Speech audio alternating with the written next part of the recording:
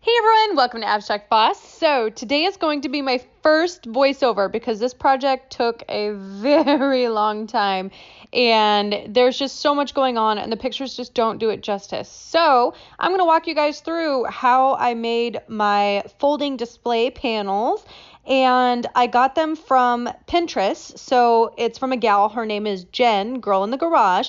And I utilized a bunch of materials, so I'm going to go ahead and list them in the description box below.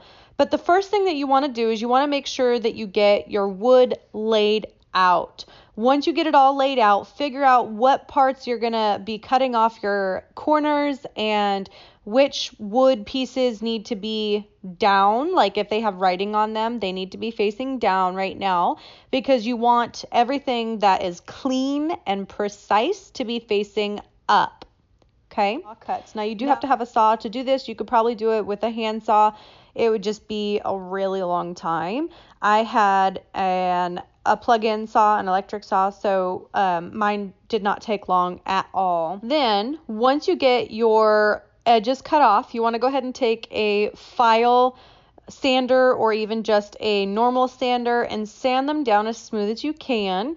And then you're going to lay them all out again to make sure that all the edges are correct and you're going to fit together. Okay, so now that we have everything laid out, I'm just doing one panel at a time. The rest of the wood is set aside.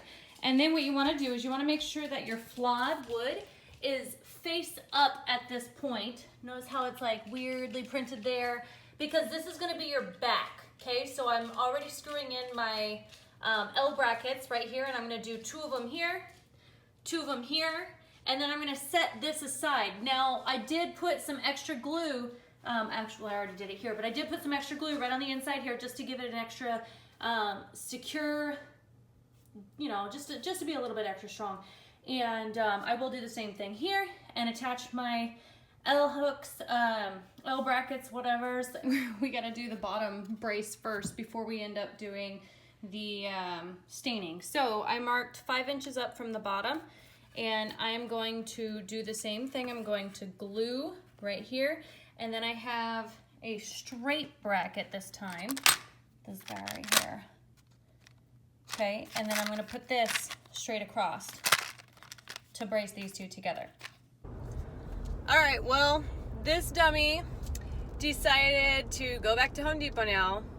Not really decided, more so like I have to, because I forgot hardware for not just the L brackets, you guys. I forgot the other brackets too. I counted and I thought I counted enough, but I was so wrong. I think in my mind I was just thinking the one set, not both sets, because that's exactly how much I had missed. I don't even know how this happened. So now I have to go back to Home Depot, get the same hardware. I was really like questioning whether or not I should just go to Walmart, because Walmart's way closer and I have to go get like dog food and stuff anyways. And really, I don't want to chance it, because I'm going to have to probably end up going to Home Depot anyways, and because I need to have the same. Like, if I don't have the same brackets, then I will go crazy. So, yep, off to Home Depot. Woohoo! Then what I did was I laid out a tarp on my yard, and I laid all 4 of these panels on the tarp and got a miniature roller and my stain. And I just say, honestly, get whatever stain that you prefer. And mine was a really, really dark brown, and it's a Minwax, Minwax is the brand, because it dries super fast. It's oil-based, but as long as you wipe it up after, like wipe the actual wood, you're going to soak up all that extra stain that would normally take forever to dry. So definitely do that. It's super helpful. And then, so the picture that I have is of my husband wiping everything down. He's wiping the backs, which I did not stain, and just making sure that everything is nice and dry and clean at that point. And then we laid them out into the sun to dry. Now, all 4 of them are out, but at this point, I am still planning on 4, but I did end up changing my mind and just doing the 2, and I'll show you guys why later. Now, once these are all out, ready, drying, you want to go ahead and start working on your chicken wire. When you open up the chicken wire, it is kind of funky, and so you want to make sure you open it as much as you can, and then you're just going to chop off like that first inch, maybe 2 inches. So what I did in this picture is I taped the chicken wire down, because we all know chicken wire is a little crazy. And so I taped it down, and then I just chopped off with wire cutters the edge of that, and anything that wasn't really like straight. Now, after that, I did have some very heavy boards that I laid on top of the chicken wire to help get it to stay straight. Okay, so I made sure that the curve, instead of facing up, because that's the easiest way to unroll it, I flipped it over and made sure that that curve was down, so that way it could be as flat as possible before trying to actually work with it. And I even added some weights and stuff on top. And then what I did was laid it out on top of my panel. So I brought one panel inside and I laid the chicken wire on top of it. And Ella, my pup, decided that she wanted to help out. So there's a picture of her. And once I was done with laying it out, you just want to staple down one side first. Now, if you look carefully, this one side is it's straight. You know, I didn't worry about hanging everything over. I made sure that this one side was straight. And then everything that's extra later, we're going to cut off. So just focus on the one side, use your staple gun and staple it all down. Now, in this particular video, I show you how to stretch the chicken wire.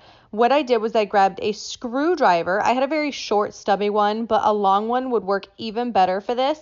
And you just want to stick it in a hole that's like 2 or 3 up, and then pull that back over the wood, so that way it really stretches it out. And so this video shows you how to do that perfectly. And I just make sure that it is fully still covering the bottom as well, because I'm going to have to staple over on that side. Now, once we get that pulled over, you just want to stick your staples in that entire side. Then you can move on to your top and bottom.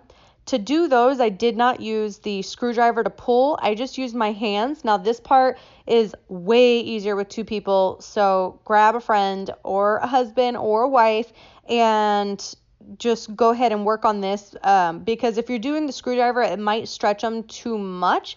And so I just used my hands, 4 on one side, 4 on another side, and just pulled back as much as possible. And then he took his hand and pulled as much as he could to like kind of help stretch. But that way the stretching was evenly dispersed, versus with the screwdriver, you're just stretching in one hole. So it was a lot better. It helped keep everything nice and flat.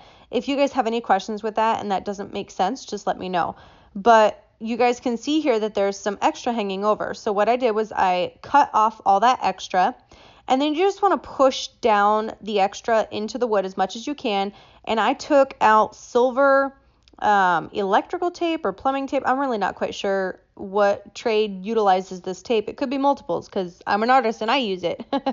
So it is amazing though, because I decided to put this on the back, so that way, just in case when I'm putting this in my car or anything like that, it's not going to scratch my art and it's not going to hurt anyone else. So I lined it up and then I cut, and then you just want to take the backing off of the tape and lay it down, and you guys can see the chicken wire shape, but it's no longer poking and no longer hurting anyone. And I did it on 3 sides. I did not need to do it on the 4th side, but it is killing me because I love the uniformity, so I am going to go back and do that 4th side. And then I do have my hinges. Just make sure that you can fold your pieces together and they're going to stand up the way you want to stand up. The original one that I got this from had 3 panels, and so each one folded differently. So just make sure that the hinges are working the way that you need them to. The way that I got them to work was I laid them out flat side by side, and then I put my hinge to where it would fully shut right on top. And then screwed them in. Had my husband help with this too, because the wood was a little bowed. I didn't get the super expensive wood, so it was a little iffy, but it turned out amazing. And once you get the hinge in there, it works out beautiful. And then this picture shows the panels being folded together. So this is after the hinges are put on and how flat it goes. and it's so light, you guys. It's amazing. I love it. And the look of it is so much better. So I had it standing without anything on it so you guys can see that it is freestanding. And then I put it up against my wall because I mapped out a 10 by 10 area that's the size of my tent, and I put all of my stuff up. So I have my geodes and my animals hanging on there, and you guys can see that it is beautiful. It works. Nothing is hanging, and that's it. I mean, it's fairly simple. I will do a blog on this, so make sure you guys go and check out abstractboss.com. If you enjoyed the video, please like, comment, and subscribe.